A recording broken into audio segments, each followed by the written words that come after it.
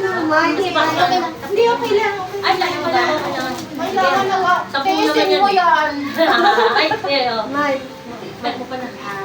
Unang-una, siyempre nagpapasalamat tayo sa ating mahal na Panginoon kasi sama-sama tayo, di ba? Sabi nga, sa hirap at ginawa, sa kalambutan at saya, dapat magkasama tayo. Walang bibitaw sa akin, saka iwanan natin ang lahat, huwag lang yung outreach. Kasi siyempre number one yung ating mahal na Panginoon. Kaya naisip ko ibigay yung alarm na kay Ate Hazel kasi siguro dumating yung outreach. Iyakin kayo. Ano ba yan? Siyempre, di ba? Ano ba yan? Una yung family ko talaga. Unang number one si Lord. Pangalawa yung churchmate ko. Pangatlo, siyempre, yung outreach sa pangunguna ni Ate Hazel. Kasi malayo ako sa pamilya ko.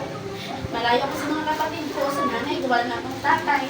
Pero nung dumating kayo sa buhay ko, yung outreach family ko, doon ko nakita na kakaiba yung grupo na ito. Marami akong sinalihan na grupo, pero yung outreach ang hindi ko iniwan. Bakit? Dito ko nakita yung totoong pagtanggap niyo sa akin. Kahit alam ko nakatalikod ako, hindi niya ako pinag-uusapan ng hindi maganda.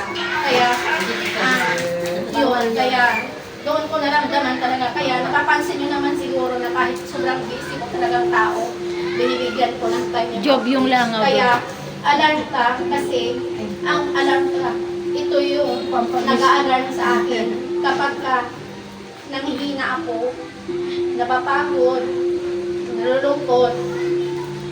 Kaya ibinigay ko yung alarm ka kay Ate Hazel kasi yung outreach lagi yung naiisip ko. Siyempre number one yung Panginoon ko, tapos yung outreach. Kailangan sabi ko, kahit pagod ako, minsan maraming pagsubok. Pero sabi ko, nang dahil sa outreach, kailangan kong lumaban kasi alam ko, darating ang panahon, isa ako sa gagamitin para makapag-share ng blessing sa outreach. Pangarap ko talaga yun. Kaya, yun po, happy birthday at Hazel. Maraming salamat. Alam mo naman yun. Kung gaano ka kahalaga sa buhay. Kaya, halimbawa, dumating man ang time na lumayo man, magkalayo man tayo, kung pauwi man ako ng probinsya, ganyan. Kasi syempre, di naman ako kasalita.